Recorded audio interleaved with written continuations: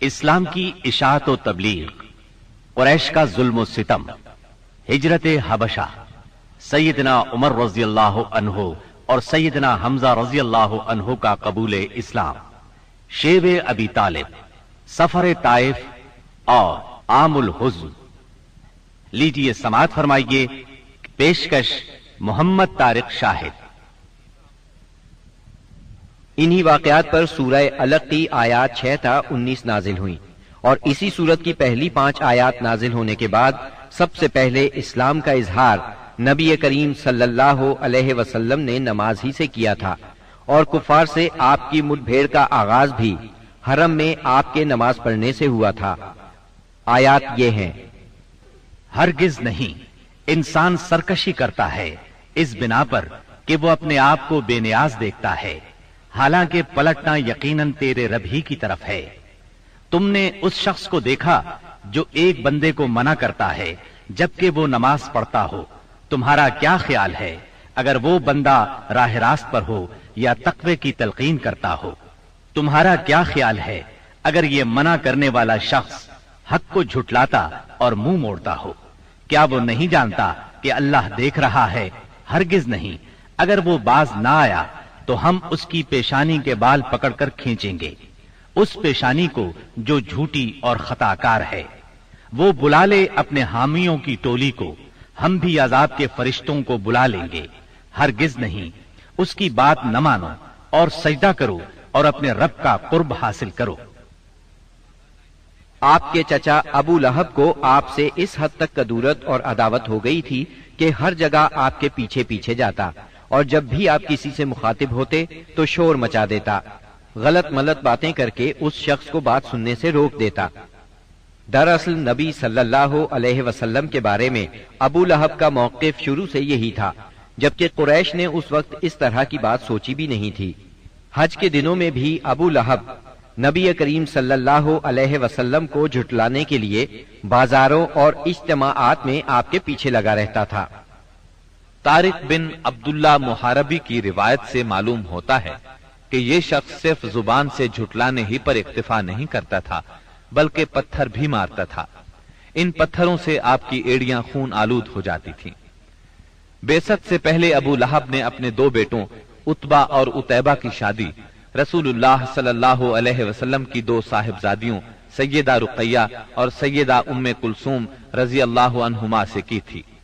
جب آپ نے نبوت کا اعلان فرمایا، توحید کی تبلیغ کی، تو اس نے نہایت سخت رویہ اختیار کیا اور اپنے دونوں بیٹوں کو مجبور کیا کہ وہ آپ کی بیٹیوں کو طلاق دے دیں۔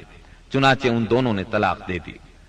اسی طرح جب نبی صلی اللہ علیہ وسلم کے دوسرے صاحبزادے عبداللہ کا انتقال ہوا تو ابو لہب کو اس قدر خوشی ہوئی کہ وہ دوڑتا ہوا اپنے دوستوں کے پاس پہنچا اور انہیں یہ خبر سنائی کہ محمد معاذ اللہ ابتر یعنی نسل بریدہ ہو گئے ہیں۔ ابو لہب کی بیوی ام جمیل بھی رسول اللہ صلی اللہ علیہ وسلم کی دشمنی میں اس سے پیچھے نہیں تھی۔ اس کا نام اروا تھا، جو حرب بن امیہ کی بیٹی اور ابو سفیان کی بہن تھی۔ یہ آپ کے راستے میں رات کے وقت کانٹے بچھا دیا کرتی تھی، بہت بد زبان تھی، فساد برپا کرنے والی تھی۔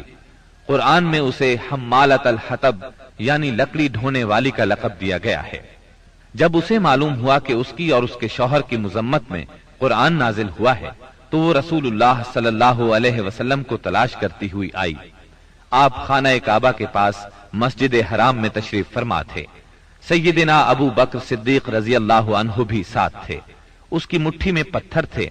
آپ کے سامنے آ کھڑی ہوئی تو اللہ تعالیٰ نے اس کی نگاہ پکڑ لی اور وہ رسول اللہ صلی اللہ علیہ وسلم کو نہ دیکھ سکی۔ البتہ ابو بکر صدیق اسے نظر آ رہے تھے۔ اس نے پوچھا، ابو بکر تمہارا ساتھی کہاں ہے؟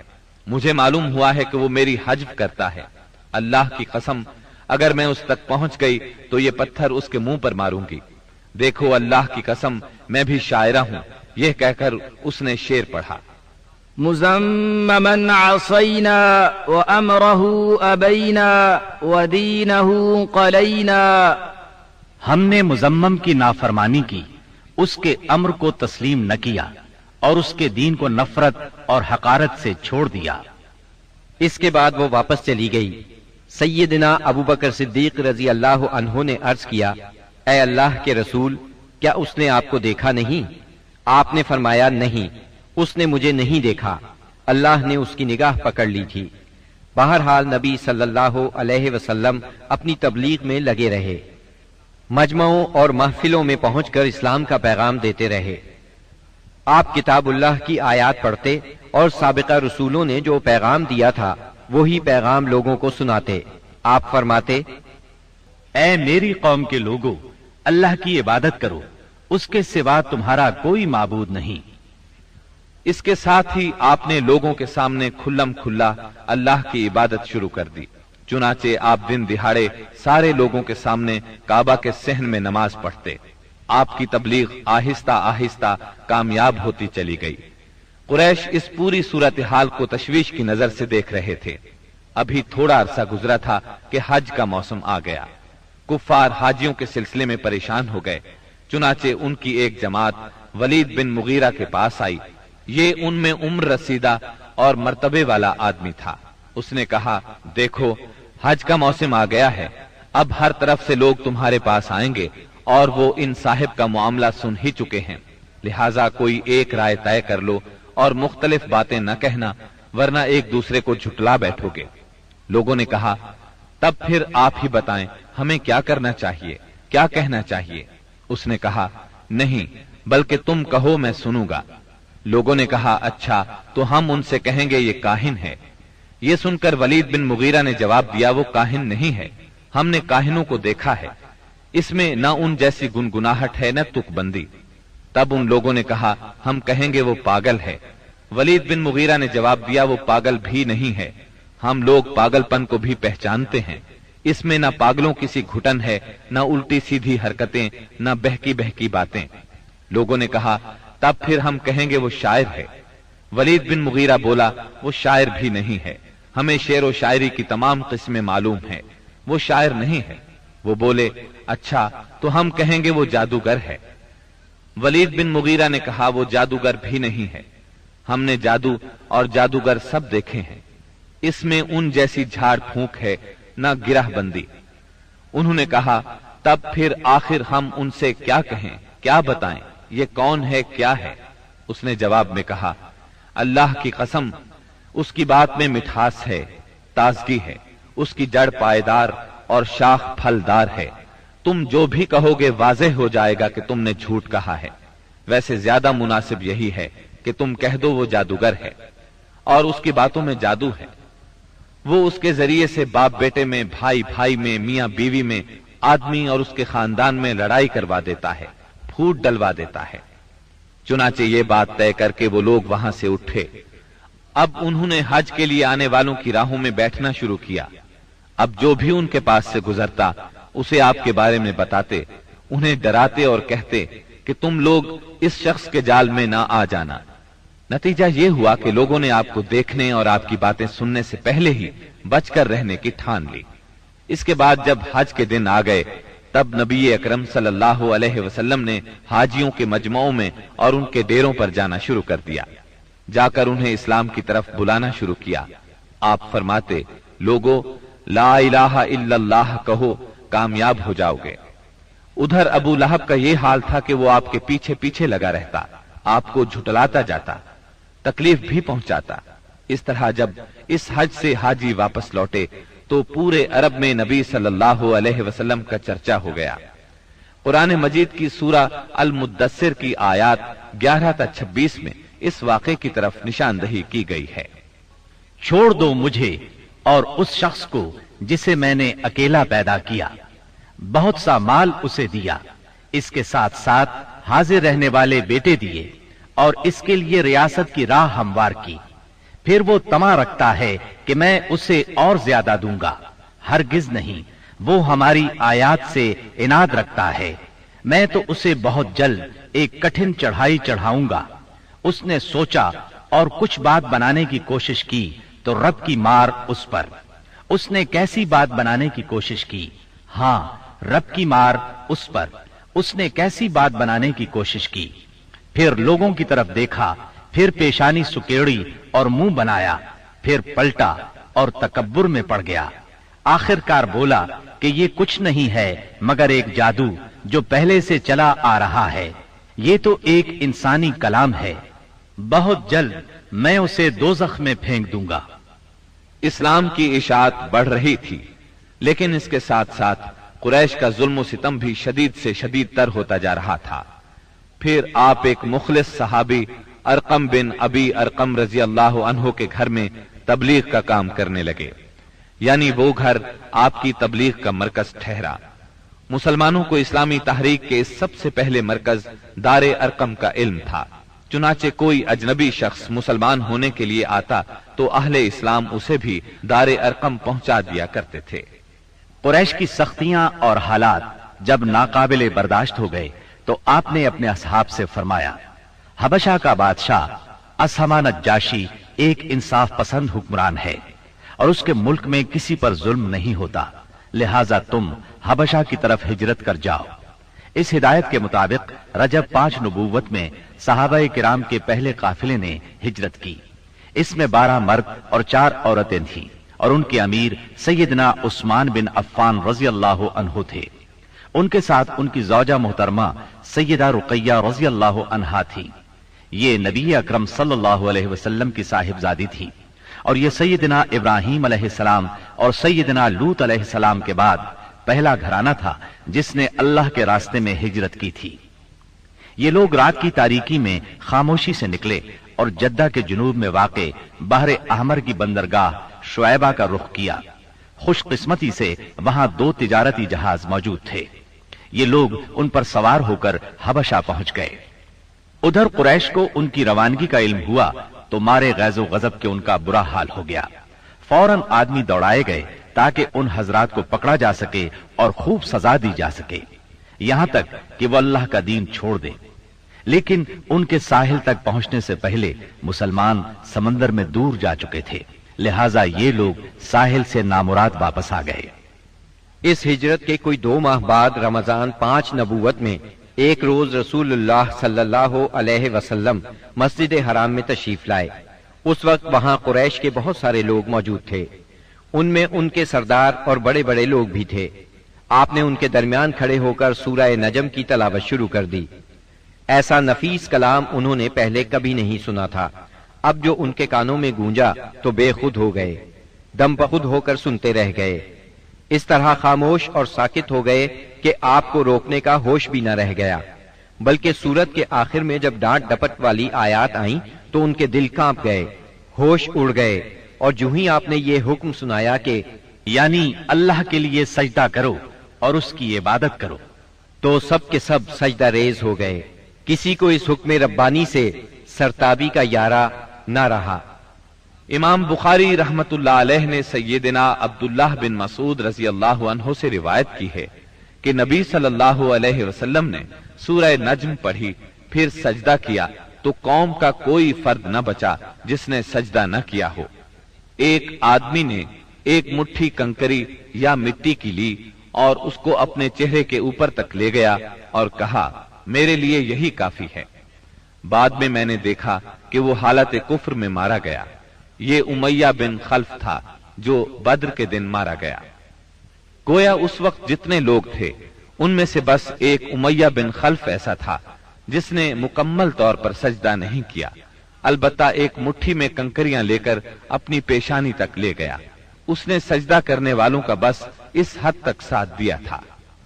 इस वाक़े की खबर हबशा पहुंच गई, यानी तमाम कुरैश के सजदा करने की खबर। इस पर मुसलमानों ने समझा कि वो सब के सब मुसलमान हो गए हैं। वो सब खुशी खुशी माह शव्वाल में मक्के की तरफ रवाना हो गए। लेकिन जब मक्के के इस कदर करीब पहुंच गए कि एक दिन से भी कम वक्त की मुसाफत बाकी रह गई, तब उन्हें असल बात का पता चला। इस पर कुछ लोग तो वहीं से वापस हबशा चले गए और कुछ छुप छुपाकर या किसी की पनाह लेकर मक्का आ गए। इसके बाद मुसलमानों पर कुरैश की सख्तियां और ज्यादा बढ़ गईं, क्योंकि एक तरफ तो उन्होंने बेखुदी में मुसलमानों के साथ सजदा कर दिया था, इसका उन्हें बहुत पछतावा था। दूसरी तरफ मुसलमानों के साथ नज्जाशी बहुत अच्छा सलूक कर रहा था, इसकी उन्हें जलन और कुढ़न थी। इसलिए रसूलुल्लाह सल्लल्लाहु अलैहि वसल्लम ने फरमाया, तुम लोग दोबारा हबशा हिजरत कर जाओ। चुनाचे इस मर्तबा 82 या 83 मर्द और 18 या 19 औरतों ने हिजरत की, और जाहिर है ये हिजरत पहली हिजरत की निस्बत ज्यादा मुश्किल थी, क्योंकि अब कुरैश चौकन्ने थे। मुसलमानों की नक्लो हरकत पर उनकी नजर थी। ये और बात है कि मुसलमान उनसे ज्यादा चौकन्ने, बाहिकमत और ठोस कदम उठाने वाले साबित हुए, और उनकी तमाम तर पकड़ धकड़ के बावजूद हबशा की तरफ निकलने में कामयाब हो गए। इस हिजरत से कुरैश के घर घर में कोहराम मच गया, क्योंकि कुरैश के बड़े छोटे खानदानों में से कोई ऐसा नहीं था जिसके चश्मो चराग इन मुहाजिरीन में शामिल न हो। किसी का बेटा गया था तो किसी का दामाद, किसी की बेटी गई थी तो किसी का भाई और किसी की बहन। अबू जहल के भाई सलमा बिन हशाम, उसके चचाजाद 2 भाई, उसकी चचाजाद बहन उम्मे सलमा, अबू सुफियान की बेटी उम्मे हबीबा, उतबा के बेटे और हिंद जिगरखोर के सगे भाई अबू हुजैफा, सुहैल बिन अम्र की बेटी सहला, उस्मान बिन अफ्फान, उनकी अहलिया रुकैया बिनते रसूलुल्लाह सल्लल्लाहु अलैहि वसल्लम, जुबैर बिन Awwam, मुस्अब bin Umair, Abdurrahman bin of, Abu Salma मखजूमी, Usman बिन मज़ऊन, जाफर बिन अबी तालिब और उनकी जौजा अस्मा बिनते उमैस रज़ियल्लाहु अन्हुम वगैरह। इस तरह करीब करीब तमाम सरदारान कुरैश और मशहूर दुश्मनाने इस्लाम के जिगरगोशे दीन की खातिर घर बार छोड़कर निकल खड़े हुए थे। इसलिए कोई घराना ऐसा न था जो इस वाक़े से मुतासिर न हुआ हो। कुरैश पर यह बात बहुत गिरां गुजरी कि मुसलमान उनसे बचकर एक ऐसी जगह जा पहुंचे हैं जहां उनकी जान और माल को कोई खतरा नहीं है। चुनाचे उन्होंने इन हजरात की वापसी का मंसूबा तैयार किया। अम्र बिन आस और अब्दुल्ला बिन रबिया को हबशा भेजा। ये दोनों उस वक्त मुशरिक थे। उन्होंने हबशा पहुंचकर मंसूबे के मुताबिक सबसे पहले पादरियों से मुलाकातें की और उन्हें तोहफे तहाइफ दिए। फिर बासर अंदाज में दलील देकर अपनी आमद का मकसद बताया। उन्होंने उनका साथ देने का वादा कर लिया। इसके बाद ये दोनों नज्जाशी के पास आए, उसे भी तहाइफ पेश किए। फिर असल मकसद की बात शुरू की। उन्होंने कहा, ऐ बादशाह, आपके मुल्क में हमारे कुछ नासमझ लोग भाग आए हैं। उन्होंने अपनी कौम का दीन छोड़ दिया है और आपके दीन में भी दाखिल नहीं हुए, बल्कि एक नया दीन ईजाद किया है। उसको हम जानते हैं न आप, इसलिए हमें आपकी खिदमत में उनकी कौम के बड़ों यानी उनके वालिदैन, चचाओं और उनके कबीले के लोगों ने भेजा है ताकि आप उन्हें वापस भेज दें, क्योंकि वो लोग उन पर निगरान हैं और उनकी खामी और खराबी को सबसे अच्छी तरह समझते हैं। जब उनकी ये बात पूरी हो गई तो मंसूबे के मुताबिक पादरियों ने भी उनकी तायीद की, हाँ में हाँ मिलाई। नज्जाशी ने उनकी बातें गौर से सुनी, लेकिन सोचे समझे और देखे भाले बगैर फैसला नहीं किया। उसने सोचा दूसरे फरीक की भी बात सुनी जाए कि वो क्या कहते हैं, तभी हक वाज़ेह हो सकेगा। चुनाचे उसने मुसलमानों को बुला लिया और उनसे पूछा, ये कैसा दीन है जिसकी वजह से तुम लोग अपनी कौम से अलग हो गए हो, लेकिन न मेरे दीन में दाखिल होते हो और न उन मिल्लतों ही में से किसी के दीन में दाखिल हुए हो। इसके जवाब में सैयदना जाफर बिन अबी तालिब रजी अल्लाह अन्हु ने फरमाया, ऐ बादशाह, हम जाहिलियत वाली कौम थे, बुतों को पूजते थे, मुर्दार खाते थे, बुराइयां करते थे, कराबतदारों से नाता तोड़ते थे, पड़ोसियों से बदसलूकी करते थे। हम में जो ताकतवर होता था वो हमारे कमजोर को खा जाता था। हम इस हालत में थे कि अल्लाह ताला ने हम ही में से एक रसूल भेजा। हम पहले से उसके आली नसब, सच्चाई, अमानत और पाक दामनी को अच्छी तरह जानते थे। उसने हमें अल्लाह ताला की तरफ बुलाया कि हम उसे एक माने और उसी की इबादत करें, और उसके सिवा हमारे बाप दादा जिन बुतों और पत्थरों को पूजते रहे थे उन्हें छोड़ दें। उसने हमें सच बोलने, अमानत अदा करने, कराबत जोड़ने, पड़ोसी से अच्छा सलूक करने, हरामकारी और खून रेजी से बाज रहने का हुक्म दिया। बेहयाई के कामों से, झूठ बोलने से, यतीम का माल खाने से और पाक दामन औरतों पर झूठी तोहमत लगाने से मना किया। उसने हमें यह भी हुक्म दिया कि हम सिर्फ एक अल्लाह की इबादत करें, उसके साथ किसी को शरीक ना करें। उसने हमें नमाज, ज़कात और रोजे का हुक्म दिया। इस मौके पर सैयदना जाफर रज़ी अल्लाह अन्हु ने इस्लाम के और बहुत से अहकाम गिनवाए। फिर कहा, हमने उस पैगंबर को सच्चा माना, उस पर ईमान लाए, उसकी पैरवी की और उसके लाए हुए दीन में उसकी इताअत की। चुनाचे हमने एक अल्लाह की इबादत की, उसके साथ किसी को शरीक नहीं किया, और जो चीजें उसने हराम बताई उन्हें हराम माना, जो चीजें उसने हलाल बताई उनको हलाल माना। बस इस पर हमारी कौम हमसे बिगड़ गई। उसने हम पर जुल्म सितम का बाजार गर्म कर दिया, हमें हमारे दीन से फेरने के लिए फितनों और सजाओं से दो चार किया, ताकि हम अल्लाह की इबादत छोड़कर फिर से बुत परस्ती की तरफ पलट जाएं, और जिन गंदी चीजों को हलाल समझते थे उन्हें फिर हलाल समझने लगे। जब उन्होंने हम पर बहुत जुल्म तशद्दुद किया, जमीन हम पर तंग कर दी, हमारे और हमारे दीन के दरमियान रुकावट बन गए, तो हमने आपके मुल्क की राह ली और आपको दूसरों पर तरजीह दी और आपकी पनाह में रहने को पसंद किया, और आपसे ए बादशाह ये उम्मीद की कि आपके हां हम पर जुल्म नहीं किया जाएगा। सैयदना जाफर रजी अल्लाह अन्हु की ये तकरीर सुनकर नज्जाशी ने कहा, कुछ कुरान पढ़कर सुनाओ। इस पर सैयदना जाफर रजी अल्लाह अन्हु ने सूरह मरियम की इब्तिदाई आयात तिलावत की। नज्जाशी इन आयात को सुनकर इस कदर रोया कि उसकी दाढ़ी तर हो गई, और तमाम पादरी भी इस कदर रोए कि उनके सहीफे तर हो गए। फिर नज्जाशी ने कहा, ये कलाम और वो कलाम जो ईसा अलैहिस्सलाम लेकर आए थे, दोनों एक ही ताक़े शमा से निकले हुए हैं। इसके बाद उसने कुरैश के दोनों नुमाइंदों से मुखातिब होकर कहा, तुम लोग चले जाओ, अल्लाह की कसम मैं इन्हें तुम्हारे हवाले नहीं कर सकता, और न इनके खिलाफ कोई चाल चली जा सकती है। दूसरे दिन अम्र बिन आस ने एक खतरनाक तरीन तदबीर इख्तियार की। नज्जाशी से जाकर कहा, ए बादशाह, ये लोग ईसा अलैहिस्सलाम के बारे में एक बड़ी बात कहते हैं। इस पर नज्जाशी ने फिर मुसलमानों को बुलवाया और सैयदना ईसा अलैहिस्सलाम के बारे में सवाल किया। सैयदना जाफर रजी अल्लाह अन्हु ने फरमाया, हम उनके बारे में वही बात कहते हैं जो नबी सल्लल्लाहु अलैहि वसल्लम लेकर आए हैं, यानी वो अल्लाह के बंदे हैं, उसके रसूल, उसकी रूह और उसका वो कलिमा है जिसे अल्लाह ने कंवारी पाक दामन मरियम अलैहिस्सलाम की तरफ इल्का किया था। इस पर नज्जाशी ने जमीन से तिनका उठाया और कहा, अल्लाह की कसम, जो कुछ तुमने कहा है इससे ईसा अलैहिस्सलाम इस तिनके के बराबर भी बढ़कर नहीं थे। चुनाचे तुम लोग मेरे मुल्क में अमन और चैन से रहो, जो तुम्हें गाली देगा उस पर तावान लगाया जाएगा। मुझे सोने का पहाड़ मिले तो भी मैं गवारा नहीं करूंगा कि तुम में से किसी को सताया जाए। इसके बाद उसने हुक्म दिया कि कुरैश के नुमाइंदों को उनके तोहफे वापस कर दिए जाएं। चुनाचे ये दोनों साहिबान मुंह लटकाए वापस मक्का लौट आए, और मुसलमानों ने वहां अच्छे दयार में अच्छे हमसाये के साथ कयाम किया।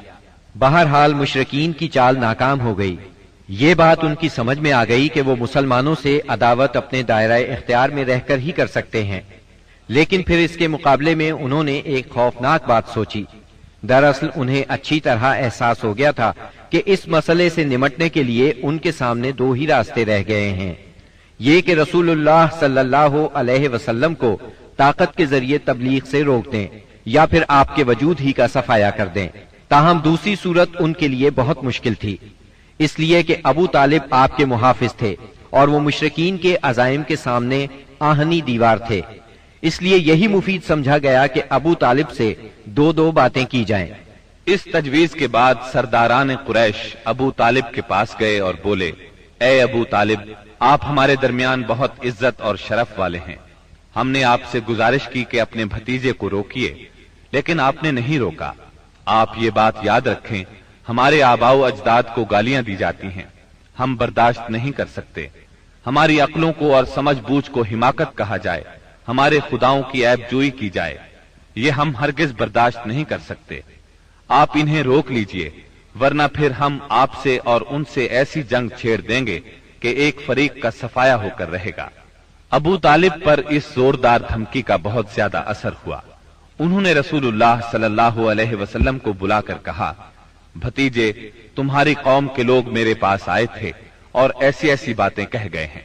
अब मुझ पर और खुद अपने आप पर रहम करो। इस मामले में मुझ पर इतना बोझ न डालो जो मेरे बस से बाहर है। ये सुनकर रसूलुल्लाह सल्लल्लाहु अलैहि वसल्लम ने ख्याल फरमाया कि अब उनके चचा भी उनका साथ छोड़ रहे हैं, वो भी उनकी मदद नहीं करेंगे, कुरैश के मुकाबले में कमजोर पड़ गए हैं। इसलिए आप सल्लल्लाहु अलैहि वसल्लम ने फरमाया, چچا جان، اللہ کی قسم، اگر یہ لوگ میرے دائیں ہاتھ پر سورج اور بائیں ہاتھ پر چاند رکھ دیں کہ میں اس کام کو اس حد تک پہنچائے بغیر چھوڑ دوں کہ اللہ اسے غالب کر دے یا میں اسی راہ میں ہلاک ہو جاؤں، تب بھی میں نہیں چھوڑوں گا۔ ان الفاظ کے ساتھ ہی آپ کی آنکھوں میں آنسو آ گئے اور وہاں سے اٹھ گئے۔ واپس جانے لگے تو ابو طالب نے پکارا اور سامنے آ کر کہا، بھتیجے جاؤ، جو چاہو کہو کرو، اللہ کی قسم میں تمہیں کبھی بھی کسی بھی وجہ سے نہیں چھوڑ سکتا۔ پھر یہ اشعار کہے، والله لن يصلوا إليك بجمعهم حتى أوسد في التراب دفينا فاصدع بأمرك ما عليك غضاضة وأبشر وقر بذاك منك عيونا۔ اللہ کی قسم وہ لوگ تم تک اپنی جمعیت سمیت بھی ہرگز نہیں پہنچ سکتے یہاں تک کہ میں مٹی میں دفن کر دیا جاؤں۔ تم اپنی بات کھلم کھلا کہو، تم پر کوئی قید نہیں، تم خوش ہو جاؤ اور تمہاری آنکھیں اس سے ٹھنڈی ہو جائیں۔ سابقہ دھمکی کے باوجود جب قریش نے دیکھا کہ رسول اللہ صلی اللہ علیہ وسلم اپنا کام کیے جا رہے ہیں تو وہ جان گئے کہ ابو طالب رسول اللہ صلی اللہ علیہ وسلم کو نہیں چھوڑ سکتے، بلکہ اس بارے میں قریش سے جدا ہونے اور ان سے دشمنی مول لینے تک کو تیار ہیں۔ تو وہ لوگ ولید بن مغیرہ کے لڑکے عمارہ کو ساتھ لے کر ابو طالب کے پاس پہنچے اور ان سے یوں عرض کیا، اے ابو طالب، یہ قریش کا سب سے بانکا اور خوبصورت جوان ہے، آپ اسے لے لیں، اس کی دیت اور نصرت کے آپ حقدار ہوں گے، آپ اسے اپنا لڑکا بنا لیں، یہ آپ کا ہوگا۔ آپ اپنے بھتیجے کو ہمارے حوالے کر دیں، اس بھتیجے کو جس نے آپ کے آبا و اجداد کے دین کی مخالفت کی ہے، آپ کی قوم کا شیرازہ منتشر کر رکھا ہے اور ان کی عقلوں کو حماقت سے دوچار بتلایا ہے، ہم اسے قتل کریں گے، بس یہ ایک آدمی کے بدلے میں ایک آدمی کا حساب ہے۔ ابو طالب نے اس پر ان سے کہا، اللہ کی قسم، کتنا برا سودا ہے جو تم مجھ سے کر رہے ہو، تم اپنا بیٹا مجھے دیتے ہو کہ میں اسے کھلاؤں پلاؤں اور پالوں پوسوں، جبکہ میرا بیٹا مجھ سے طلب کرتے ہو کہ اسے قتل کر دو، اللہ کی قسم یہ نہیں ہو سکتا۔ اس پر نوفل بن عبد مناف کا پوتا متم بن عدی بولا، اللہ کی قسم، اے ابو طالب، تم سے تمہاری قوم نے انصاف کی بات کہی ہے اور جو صورت تمہیں ناگوار ہے اس سے بچنے کی کوشش کی ہے، لیکن میں دیکھتا ہوں کہ تم ان کے سلسلے میں کسی بات کو قبول نہیں کرنا چاہتے۔ اس کی بات کے جواب میں ابو طالب نے کہا، اللہ کی قسم، تم لوگوں نے میرے ساتھ انصاف کی بات نہیں کی، بلکہ تم بھی میرا ساتھ چھوڑ کر میرے مخالف لوگوں کی مدد پر تلے بیٹھے ہو۔ اگر یہی بات ہے تو ٹھیک ہے، جو چاہو کرو۔ اس گفتگو کی ناکامی کے بعد قریش کا ظلم و ستم حد سے بڑھ گیا، تکالیف دینے کا سلسلہ پہلے سے کئی گنا زیادہ اور سخت تر ہو گیا۔ انہی دنوں قریش کے سرکشوں کے دماغوں میں نبی صلی اللہ علیہ وسلم کے خاتمے کی ایک تجویز ابھری، لیکن یہ تجویز بھی ان کے خلاف گئی۔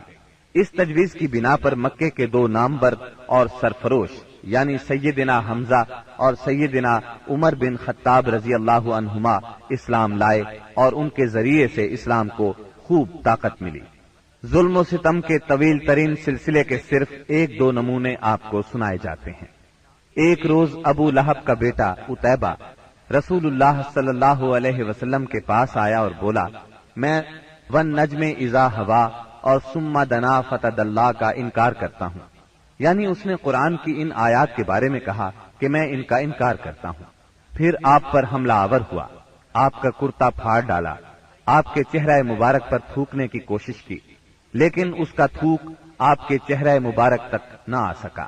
اس موقع پر نبی کریم صلی اللہ علیہ وسلم نے اس کے حق میں یوں بد دعا فرمائی، اے اللہ، اپنے کتوں میں سے کوئی کتا اس پر مسلط کر دے۔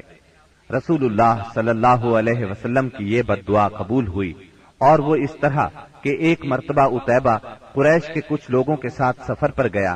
قافلے نے ملک شام کے مقام زرقاء میں پڑاؤ ڈالا تو رات کے وقت ایک شیر قافلے کے نزدیک آیا، اس نے پورے قافلے کے گرد چکر لگایا۔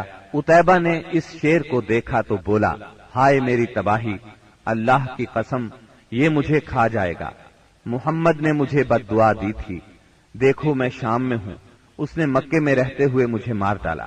اس وقت تو شیر چلا گیا۔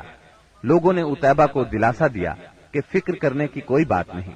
پھر اس کی حفاظت کی خاطر اس کے چاروں طرف جانور کھڑے کر دیے تاکہ اگر رات کے وقت شیر آ جائے تو اتیبہ کی بجائے کسی جانور کو کھا لے، اتیبہ کی طرف رخ نہ کرے۔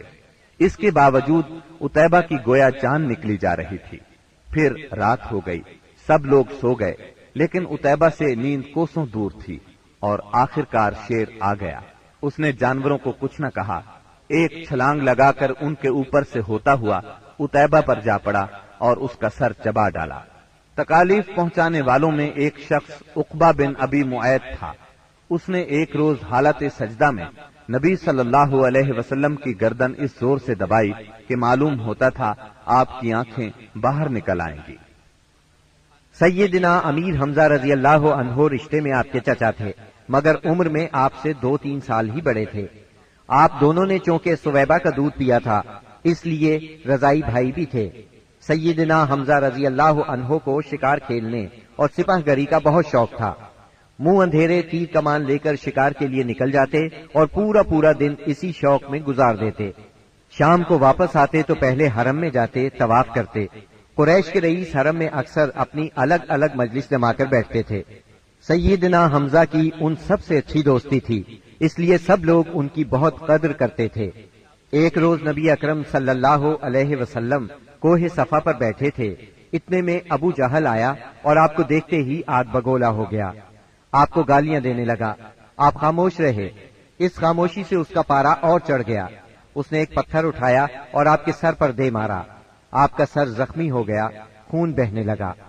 شام کو سیدنا حمزہ رضی اللہ عنہ شکار سے لوٹے تو عبداللہ بن جدعان کی لونڈی نے بتایا کہ آج آپ کے بھتیجے محمد کو ابو جہل نے سخت تکلیف پہنچائی ہے، آپ زخمی ہو گئے ہیں۔ سیدنا حمزہ رضی اللہ عنہ نے یہ سنا تو غصے سے بھڑک اٹھے، آخر آپ ان کے قریبی عزیز تھے۔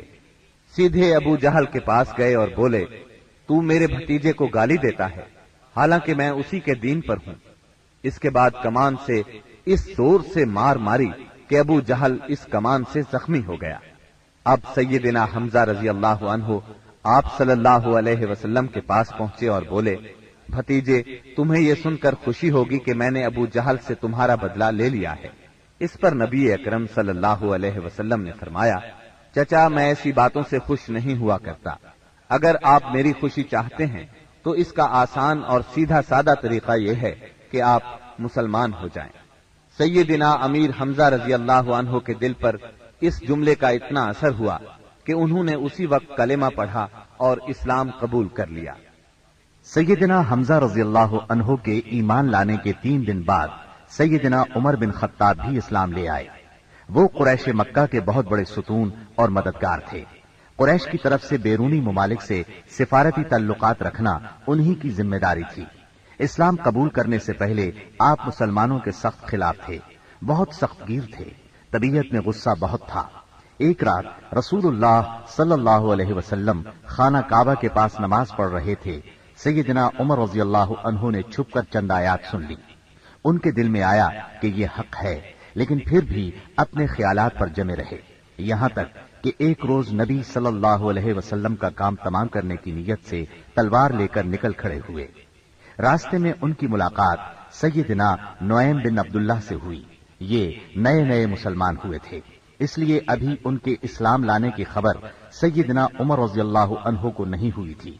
ان کے ہاتھ میں ننگی تلوار اور چہرے پر شدید غصے کے آثار دیکھ کر انہوں نے پوچھا، خیر تو ہے عمر، دوپہر کے وقت ننگی تلوار لیے کدھر کا ارادہ ہے؟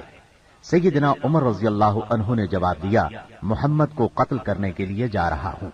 یہ سن کر نعیم بولے، محمد کو قتل کرنے سے پہلے اپنے گھر کی خبر لو، تمہاری بہن فاطمہ اور تمہارے بہنوئی سعید تمہارا دین چھوڑ کر اسلام قبول کر چکے ہیں۔ سیدنا عمر یہ سن کر آگ بگولا ہو گئے، سیدھے بہن کے گھر پہنچے۔ اس وقت گھر میں قرآن کے ایک معلم سیدنا خباب بن ارت رضی اللہ عنہ انہیں قرآن پڑھا رہے تھے۔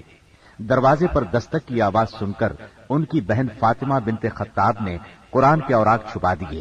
خباب بن ارت بھی ایک طرف چھپ گئے۔ اب بہنوئی نے دروازہ کھولا۔ دروازہ کھلتے ہی سیدنا عمر رضی اللہ عنہ نے پوچھا، تم کیا پڑھ رہے تھے، مجھے دکھاؤ۔ ساتھ ہی سعید بن زید کو مارنے لگے۔ بہن نے اپنے خاوند کو چھڑانے کی کوشش کی تو ان پر بھی ٹوٹ پڑے، وہ بھی زخمی ہو گئیں، ان کے منہ سے خون بہنے لگا، جوش میں آ کر بولی، جو جی میں آئے کر لو عمر، ہم مسلمان ہو چکے ہیں۔ سیدنا عمر رضی اللہ عنہ نے بہن کو زخمی دیکھا تو شرمندہ ہوئے اور نرم آواز میں بولے، مجھے سناؤ تم کیا پڑھ رہے تھے، میں جاننا چاہتا ہوں تمہارا دین کیا ہے۔ فاطمہ بنت خطاب رضی اللہ عنہا نے جوش کے عالم میں چند جملے کہے، پھر فرمایا، جاؤ پہلے غسل کرو، پھر دکھائیں گے ہم کیا پڑھ رہے تھے۔ غسل کے بعد انہیں قرآنی اوراق دکھائے گئے، انہیں نرم پڑھتے دیکھ کر سیدنا خباب بن ارد بھی کونے سے نکل کر سامنے آ گئے۔ قرآن کے اوراق پر سورہ طٰہٰ کی چند آیات تھیں۔ سیدنا عمر رضی اللہ عنہ نے ان کو پڑھا تو کایا پلٹ گئی اور بولے، یہ تو بہت عمدہ چیز ہے، بتاؤ مسلمان کس طرح ہوتے ہیں۔ سیدنا خباب بن ارد نے کہا، اے عمر، جمعرات کی رات رسول اللہ صلی اللہ علیہ وسلم نے اللہ تعالی سے دعا کی تھی کہ اے اللہ، ابو جہل یا عمر بن خطاب سے اسلام کو تقویت دے، تمہیں خوشخبری ہو کہ یہ سعادت تمہارے حصے میں آ رہی ہے۔ رسول اللہ صلی اللہ علیہ وسلم دار ارقم میں ہیں۔ سیدنا عمر رضی اللہ عنہ ان کے ساتھ دار ارقم پہنچے، دروازے پر دستک دی، دروازہ کھلنے پر اندر موجود لوگ سیدنا عمر رضی اللہ عنہ کو دیکھ کر چونک اٹھے۔ نبی صلی اللہ علیہ وسلم کو بتایا تو آپ نے فرمایا، آنے دو۔ سیدنا عمر رضی اللہ عنہ اندر داخل ہوئے، آپ صلی اللہ علیہ وسلم نے ان کا کرتا پکڑ کر کھینچا اور فرمایا، عمر کس ارادے سے آئے ہو؟ سیدنا عمر رضی اللہ عنہ نے فوراً کلمہ پڑھا۔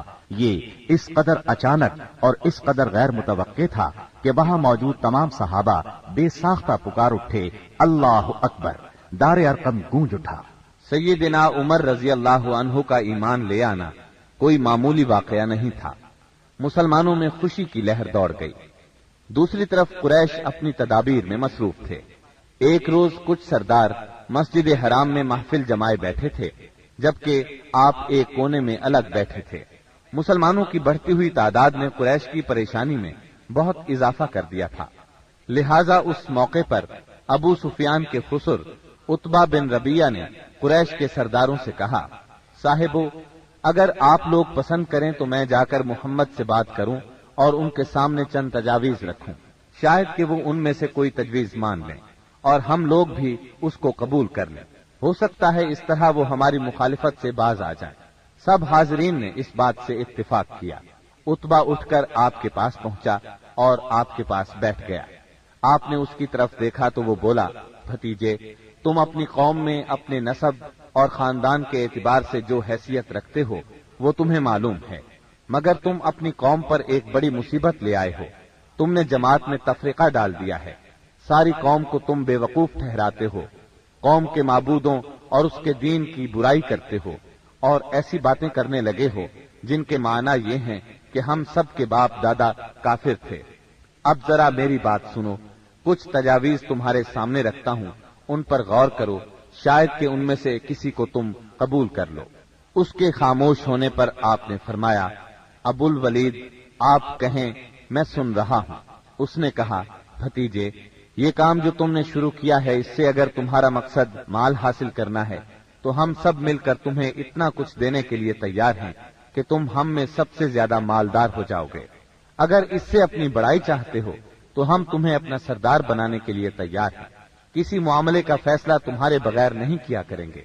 اگر بادشاہت ہی چاہتے ہو تو ہم تمہیں اپنا بادشاہ بنا لیتے ہیں، اور اگر تم پر کوئی جن آتا ہے جسے تم خود دور کرنے پر قادر نہیں ہو تو ہم بہترین طبیبوں سے اپنے خرچ پر تمہارا علاج کروا دیتے ہیں۔ عتبہ یہ باتیں کرتا رہا، آپ خاموشی سے سنتے رہے۔ جب وہ اپنی کہہ چکا تب آپ نے فرمایا، اچھا اب میری سنو۔ اس کے بعد آپ نے بسم اللہ الرحمن الرحیم پڑھ کر سورہ حامیم السجدہ کی تلاوت شروع کی۔ عتبہ اپنے دونوں ہاتھ پیچھے زمین پر ٹکائے سنتا رہا۔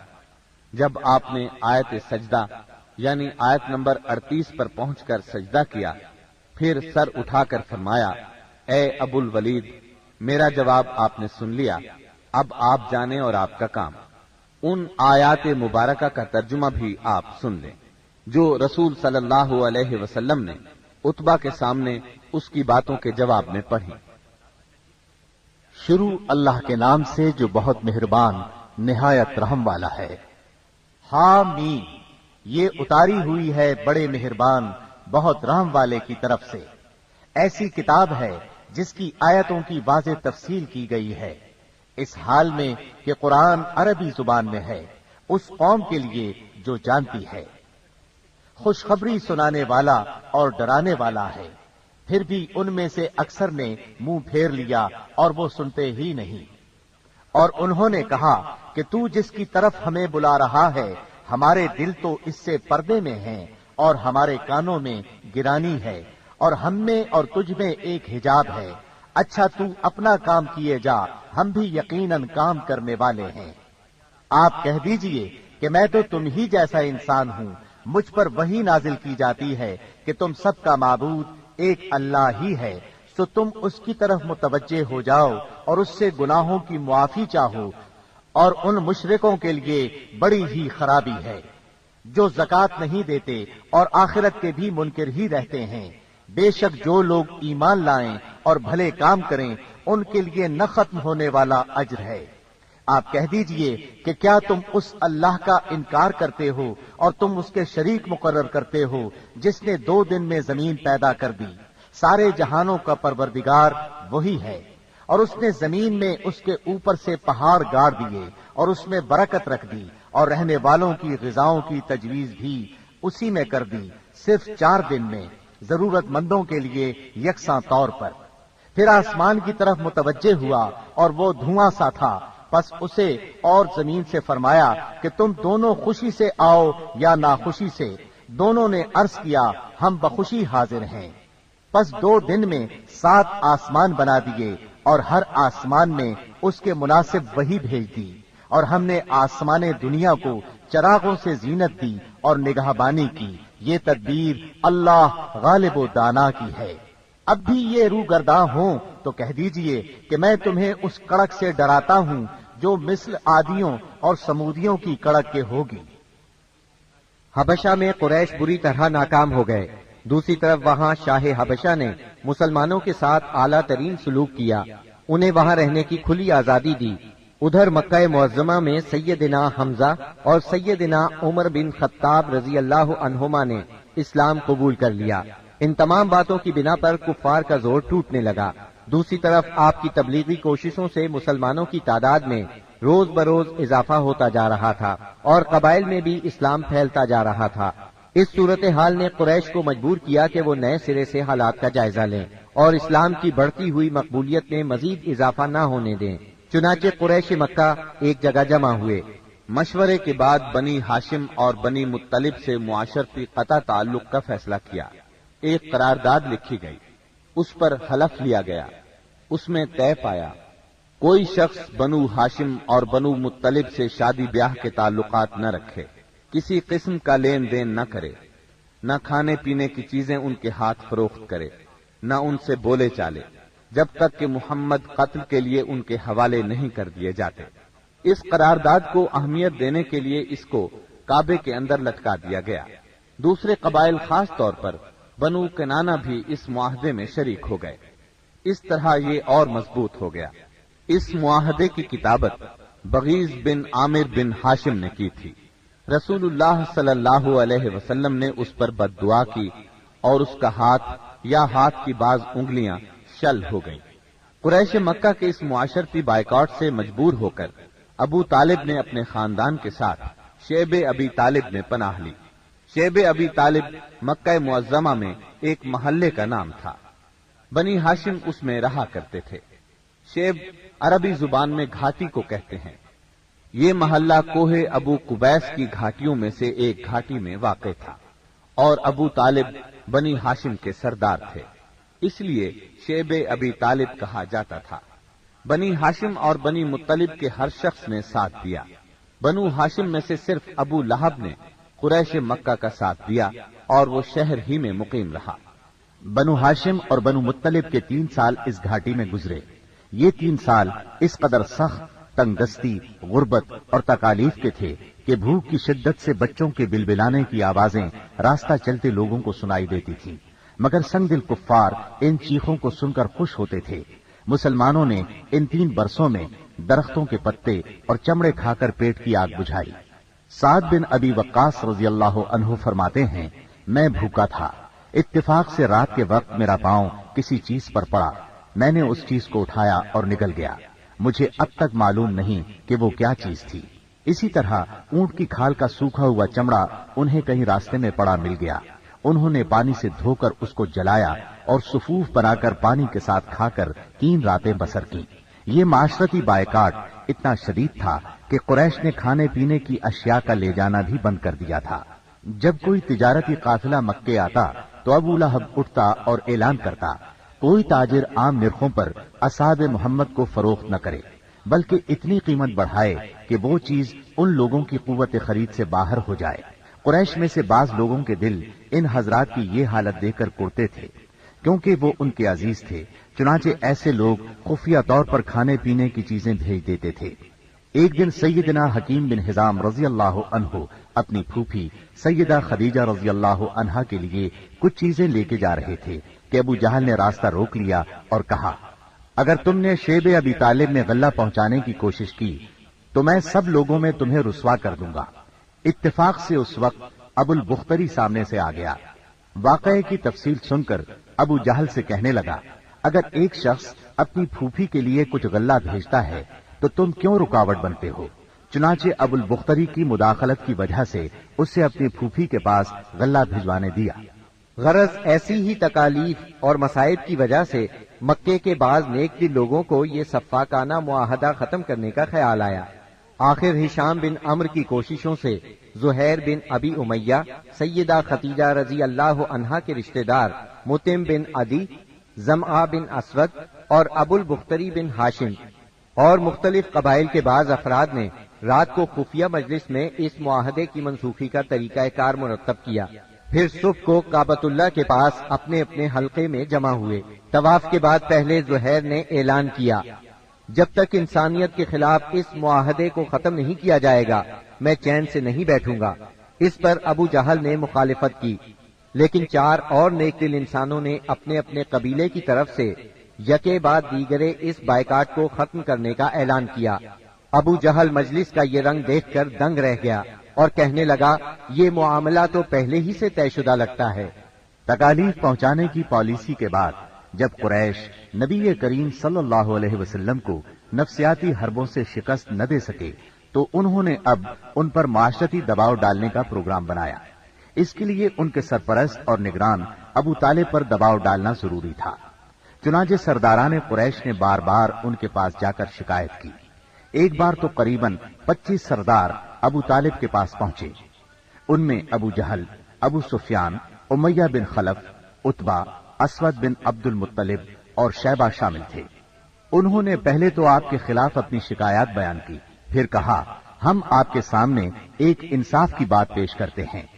آپ کا بھتیجا ہمیں ہمارے دین پر چھوڑ دے اور ہم اسے اس کے دین پر چھوڑ دیتے ہیں۔ وہ جس معبود کی عبادت کرنا چاہے کرے، ہمیں اس سے کوئی غرض نہیں، مگر وہ ہمارے معبودوں کی برائی نہ بیان کرے اور یہ کوشش نہ کرتا پھرے کہ ہم اپنے معبودوں کو چھوڑ دیں۔ آپ ہم سے اس شرط پر اس کی صلح کرا دیں۔ ان کے خیال میں مصالحت کا اس سے اچھا طریقہ کیا ہو سکتا تھا؟ ابو طالب نے نبی اکرم صلی اللہ علیہ وسلم کو بلایا اور ساری بات بیان کی۔ آپ نے جواب میں فرمایا، چچا جان، میں تو ان کے سامنے ایک ایسا کلمہ پیش کرتا ہوں جسے اگر یہ جان لیں تو پورا عرب ان کے تابع اور عجم ان کا جزیہ گزار ہو جائے گا۔ اس پر ان لوگوں نے کہا، تم ایک کلمہ کہتے ہو، ہم ایسے 10 کلمے کہنے کو تیار ہیں، مگر یہ تو بتاؤ وہ کلمہ کیا ہے؟ آپ نے جواب میں فرمایا، لا الہ الا اللہ۔ اس پر وہ سب غصے اور تکبر سے اٹھ کھڑے ہوئے۔ اس وقت وہ جو باتیں کہتے ہوئے وہاں سے نکلے ان کا ذکر قرآن کریم کی سورہ صاد کی آیات 1 تا 7 میں آیا ہے۔ صاد، اس نصیحت والے قرآن کی قسم، بلکہ کفار غرور و مخالفت میں پڑے ہوئے ہیں۔ ہم نے ان سے پہلے بھی بہت سی امتوں کو تباہ کر ڈالا تو انہوں نے ہر چند چیخ پکار کی، لیکن وہ وقت چھٹکارے کا نہ تھا، اور کافروں کو اس بات پر تعجب ہوا کہ انہی میں سے ایک انہیں ڈرانے والا آ گیا اور کہنے لگے کہ یہ تو جادوگر اور جھوٹا ہے، کیا اس نے اتنے سارے معبودوں کا ایک ہی معبود کر دیا؟ واقعی یہ بہت ہی عجیب بات ہے۔ ان کے سردار یہ کہتے ہوئے چلے کہ چلو جی اور اپنے معبودوں پر جمے رہو، یقیناً اس بات میں کوئی غرض ہے، ہم نے تو یہ بات پچھلے دین میں بھی نہیں سنی، کچھ نہیں، یہ تو صرف من گھڑت ہے۔ نبی اکرم صلی اللہ علیہ وسلم اور آپ کے صحابہ کرام رضی اللہ عنہم کو اس مصیبت سے نجات تو مل گئی، لیکن قریش کے 3 سالہ بائیکاٹ نے بہت سے حضرات کی صحت برباد کر دی تھی۔ آپ شہر میں تشریف لائے ہی تھے کہ آپ کے چچا ابو طالب بیمار پڑ گئے اور چند روز بعد ہی وفات پا گئے۔ صحیح بخاری میں مسیب رحمت اللہ علیہ سے مروی ہے کہ جب ابو طالب کی وفات کا وقت آیا تو نبی کریم صلی اللہ علیہ وسلم ان کے پاس تشریف لے گئے۔ اتفاق سے اس وقت ابو جہل اور عبداللہ بن ابی امیہ بھی ابو طالب کی عیادت کے لیے موجود تھے۔ رسول اللہ صلی اللہ علیہ وسلم نے فرمایا، چچا جان، آپ لا الہ الا اللہ کہہ دیجئے، بس ایک کلمہ جس کے ذریعے میں اللہ تعالی کے پاس آپ کے لیے حجت پیش کر سکوں گا۔ اسی وقت ابو جہل اور عبداللہ بن ابی امیہ نے دخل اندازی کی، بولے، ابو طالب، کیا تم اپنے باپ عبد المطلب کے دین سے پھر جاؤ گے؟ یہ سن کر ابو طالب ذرا دیر کے لیے رکے، پھر بولے، میں عبد المطلب کے دین پر مرتا ہوں۔ اس کے بعد ابو طالب نے آپ کی طرف دیکھا اور کہا، میں کلمہ شہادت کہہ دیتا، لیکن قریش کہیں گے کہ ابو طالب موت سے ڈر گیا۔ یہ سن کر آپ نے فرمایا، میں آپ کے لیے مغفرت کی دعا کرتا رہوں گا جب تک اللہ مجھے ایسا کرنے سے منع نہ کر دے۔ اس پر سورہ توبہ کی آیت 113 نازل ہوئی۔ نبی اور اہل ایمان کے لیے درست نہیں کہ مشرکین کے لیے دعائے مغفرت کریں، اگرچہ وہ قرابت دار ہی کیوں نہ ہو، جبکہ ان پر واضح ہو چکا ہے کہ وہ جہنمی ہیں۔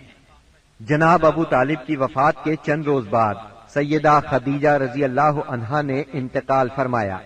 آپ اپنے شفیق چچا کی وفات کے صدمے سے ابھی سنبھلے بھی نہیں تھے کہ سیدہ خدیجہ رضی اللہ عنہا جیسی جانثار اور غم گسار رفیقہ حیات دنیا سے رخصت ہو گئیں۔ ان کی وفات نبوت کے 10ویں سال ماہ رمضان میں ہوئی۔ اس وقت ان کی عمر 65 برس تھی۔ رسول اللہ صلی اللہ علیہ وسلم کا ارشاد ہے، جس وقت لوگوں نے میرے ساتھ کفر کیا وہ مجھ پر ایمان لائیں، جس وقت لوگوں نے مجھے جھٹلایا انہوں نے میری تصدیق کی، جس وقت لوگوں نے مجھے محروم کیا انہوں نے مجھے اپنے مال میں شریک کیا، اور اللہ نے مجھے ان سے اولاد دی اور دوسری بیویوں سے کوئی اولاد نہ دی۔ ان کی میت خود آپ نے قبر میں اتاری۔ اس سال کا نام خود آپ نے عام الحزن رکھا۔ یہ نام تاریخ اسلام کا جز بن گیا۔ جناب ابو طالب اور سیدہ خدیجۃ الکبریٰ کی وفات کے بعد کفار مکہ اور بھی زیادہ دلیر ہو گئے، پہلے سے زیادہ آپ کو تنگ کرنے لگے، یہاں تک کہ آپ کا گھر سے نکلنا بھی مشکل ہو گیا۔ ابو طالب کی وفات پر ابو لہب بنو ہاشم کا سردار بنا۔ شروع ہی میں اس نے اعلان کر دیا کہ آپ اپنے اقوال اور اعمال کے ذمہ دار ہیں۔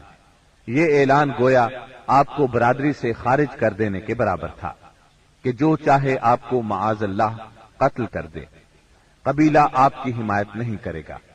آخر کار آپ شوال 10 نبوت اواخر مئی یا اوائل جون 619 عیسوی کو اس ارادے سے طائف تشریف لے گئے کہ بنی ثقیف کو اسلام کی طرف بلائیں، اور اگر وہ اسلام قبول نہ کریں تو انہیں کم از کم اس بات پر آمادہ کریں کہ وہ آپ کو اپنے ہاں چین سے بیٹھ کر کام کرنے کا موقع دیں۔ طائف مکہ معظمہ سے 60 میل کے فاصلے پر پہاڑوں میں ایک سرسبز و شاداب مقام ہے، جو اپنی خوشگوار آب و ہوا کی وجہ سے اہل حجاز کے لیے ایک صحت افزا مقام کی حیثیت رکھتا ہے۔ جس وقت آپ نے طائف کا سفر اختیار کیا، وہاں قبیلہ بنو ثقیف برسر اقتدار تھا۔ آپ کو اس وقت کوئی سواری تک میسر نہیں تھی۔